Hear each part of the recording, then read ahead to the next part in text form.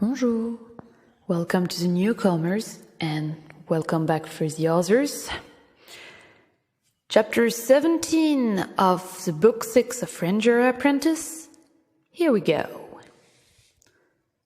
Where the blazes did he go? Horace said. I hardly took my eyes off him. But Will was already crouching over the spot where the general had fallen his eyes, following the clear trails that the escaping Scotty had left in the new snow. In addition to the footprints, now becoming difficult to see in the falling light, there was a bright red trail of blood traps.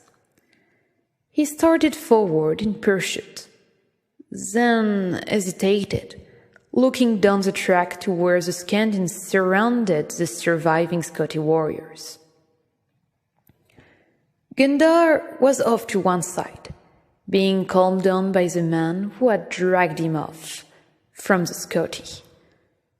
Will wanted to make sure someone was left in charge of the prisoners. Hold them there, all right? He called. He gestured to the warrior Horace had knocked out. This one too.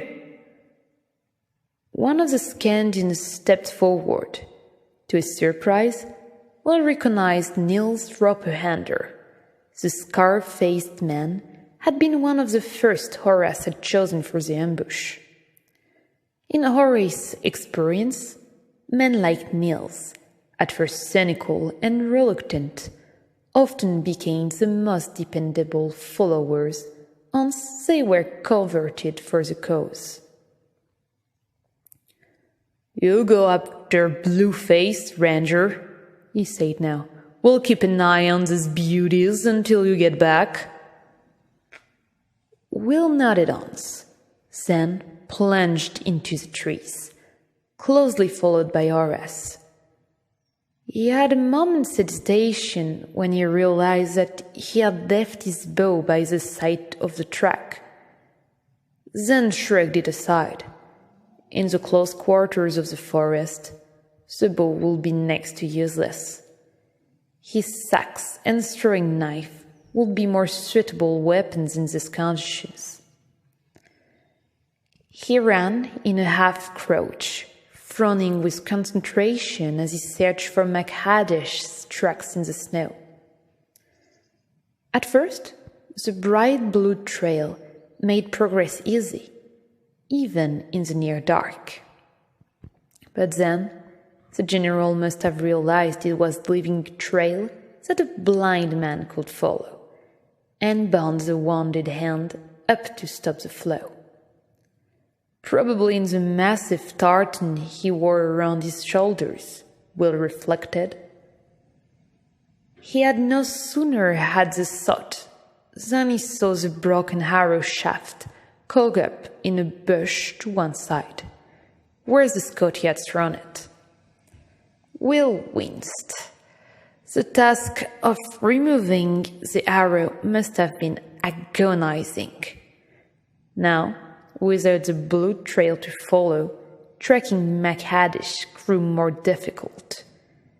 In the light, a tracker of Will's abilities would be able to read the footprints in the snow without hesitation. But now it was almost full dark. In addition, he realized, McHaddish was actively trying to throw them off. At times standing still, then leaping as far as he could to one side or the other before continuing. At other times, he had laid false trails, heading off to the side for a dozen or so paces. Then, rapidly backtracking, stepping backward in the same footprints, or jumping, or using overhanging branches, or occasional rock outcrops to change direction without leaving footprints. The Scotty had the luxury of being able to head in any direction it chose at any time.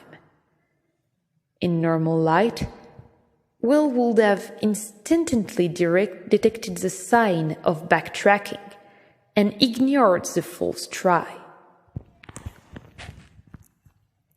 As he saw it,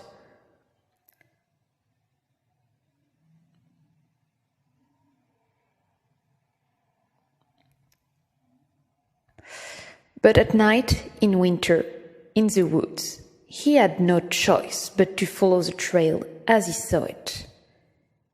He stopped as he came to a point where the trail twisted hard left. Instinct told him that Mac Haddish had laid another false trail here. He'd noticed that the man seemed to instinctively return to the same general direction each time he threw out a false lead. He was heading north for the border, and north was straight ahead, not to the left. Will was tempted to continue that way, ignoring the footprints angling off to the side. He could see a bare patch of rock straight ahead, where Mac Haddish could have headed to obliterate his tracks. In the intervening space, there was plenty of grown leaf there, fallen branches and leaves lying on the snow that he could have stepped on to conceal his trail. Probably, on the far side of the rocks, the footprints would resume. But if they didn't, if this were the real trail, he would waste precious minutes locating it again in the dark. He hesitated, unsure of himself, sensing that the Scotty was drawing farther and farther away from them with each minute. "Which way?" Horace asked, but Will instantly signaled him to remain silent. He had heard something in the forest, ahead and to the right. He turned his head slightly from side to side, trying to pick up the noise again. He kept his hands behind both ears to capture any slight sounds that... There! He could just hear a body forcing its way through the trees and the tangled undergrowth. He had been right.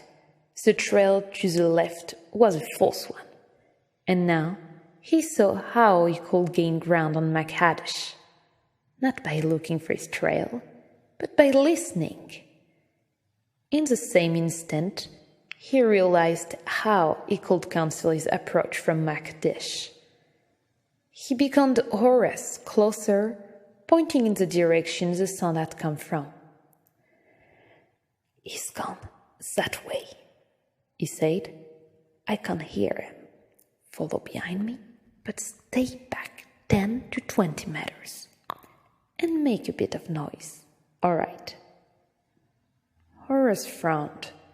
Will could see the question forming in his mind and answer it before his friend could ask. "He'll hear you coming," he said. "He won't hear me."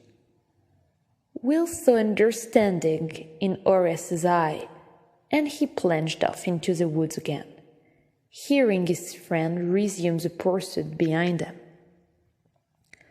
Horace stayed far enough back that he didn't draw out the sound of Mac Haddish shoving through the trees and bushes.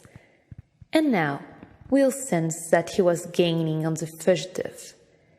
He redoubled his pace, the noises made by Mac Haddish becoming clearer, while those made by Horace faded slightly as Will widened the gap between him and his friend. This time, the Scotty's ignorance of ranger skills was working to Will's advantage. Mac Haddish continued to plunge headlong through the undergrowth, unaware that his pursuer was gaining on him, not knowing that ranger could move through country like this, making virtually no sound. Mac Haddish could hear someone crashing noisily through the forest, far behind him. He didn't realize it was Horace. Then Horace, knowing what Will had in mind, had a flash of inspiration.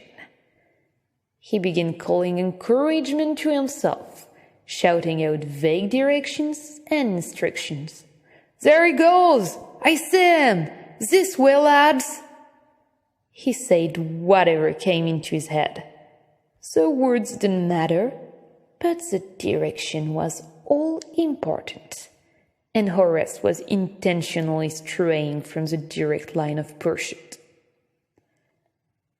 Will heard his friend's voice and smiled, realizing what he was up to. Not far ahead of Will, MacHaddish smiled too. The shouting was far away now, moving to the west and growing fainter. His pursuers were gradually losing contact, confused by the full trails he had left.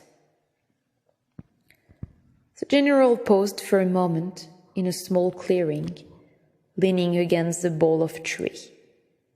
His arm throbbed painfully, and his breath was ragged with exertion of his escape and with the shock of the wound. Carefully, he unwound the blood-soaked tartan from his wrist and examined the injury. He tried to flex the fingers. There was no movement. Shock had numbed the wound.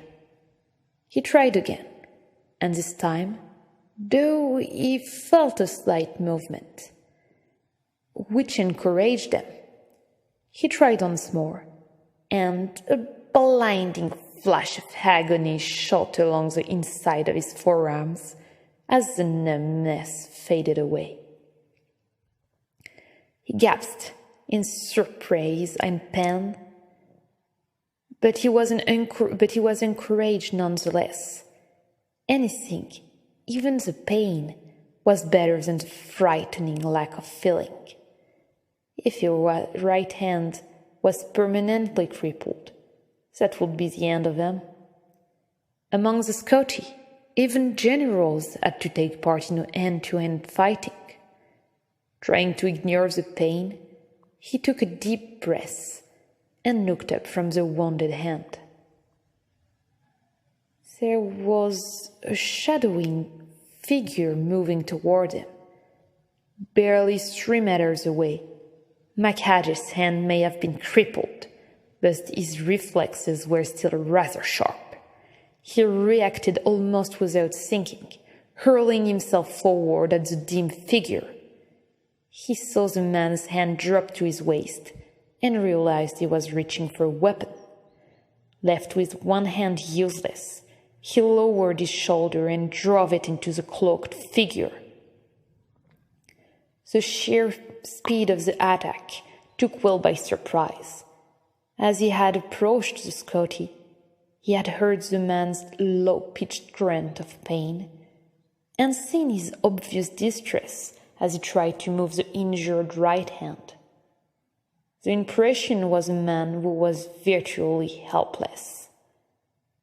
Will's lack of experience with this fierce fighting man from the north now led him to make a second mistake. An injured hand would not put a Scotty warrior out of action. The Scotty would fight with hands, feet, head, knees, elbows, and teeth as the need arose. MacHaddish's shoulders hit him just below the breastbone and drove the air from his lungs with an explosive Will staggered, felt his legs go from under him, and crashed backward into the thick snow. In sight for a moment, he rolled desperately to the side, sure that the Scotty would be following up his advantage. Then, as his vision cleared, he saw that the other man was doubled over awkwardly, his right knee raised as he scrabbled at the top of the boot with his left hand. It was the fact that MacHaddish had to reach across with his left hand to draw the dirk in his right boot. That probably saved Will's life. It was a clumsy action, and it gave Will time to regain his feet. Almost as soon as he did, he had to leap inside to avoid McHaddish's slashing attack with the dirk. He felt the blade slide easily through his cloak and kicked out, flat-footed, as the Scotty's left knee. McHaddish danced sideways to avoid the crippling blow, giving Will the moment he needed to draw his sax knife. McHaddish heard the sinister whisper of steel and leather, and his eyes narrowed as he saw the heavy blade gleaming in the dull light.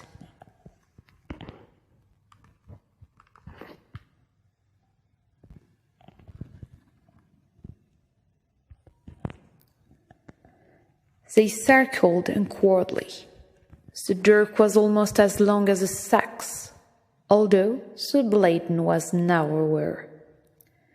Normally, the two might have closed grappling with each other, each seizing the other man's knife wrist with his free hand and turning it into a contest of strength.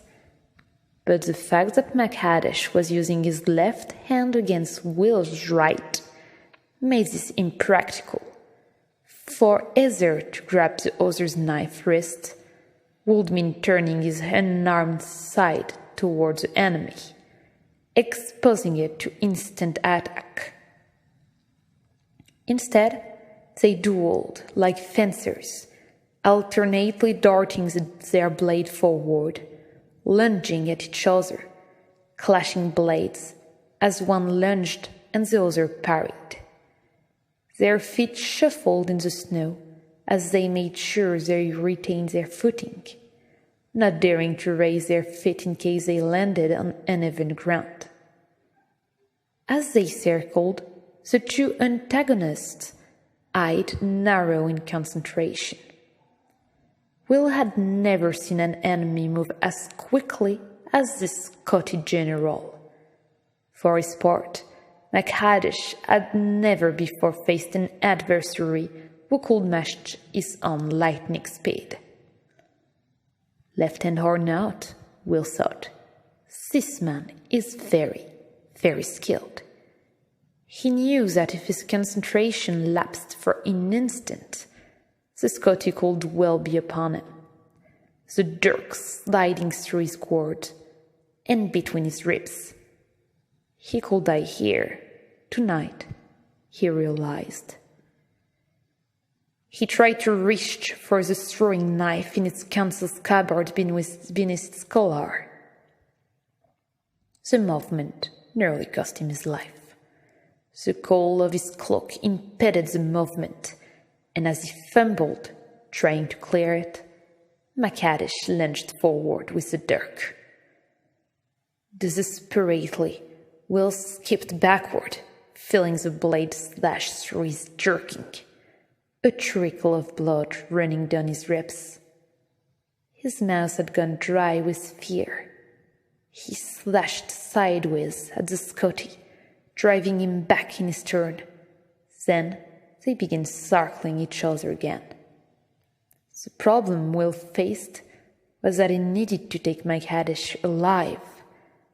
Not that killing him would be an easy matter, he reflected grimly. McHaddish, on the other hand, was under no such restriction. He had only one aim: to kill his opponent as quickly as possible and fade away into the forest before reinforcement arrived. Where the devil is Horace? Will thought. He realized that the young warrior may well have lost touch with them. He'd given Will the chance he needed to catch up to McHaddish by making as much noise as he could and moving off to the west so that MacHaddish would think he had given them the slip. Now, the chances were that Horace had no idea where he was or what was happening. Will realized that he was going to have to do this alone, and that there was a distinction that he would lose this fight and be left here amongst these gloomy trees, his lifeblood leaking away into the snow. If you worry that you'll lose, you probably will. Hal's word came back to him now, and he realized with a shock that he was actually preparing to lose. He was letting MacHaddish dictate the fight. All he was doing was reacting to the other man's attack. It was time to go on offensive. Time to take a chance.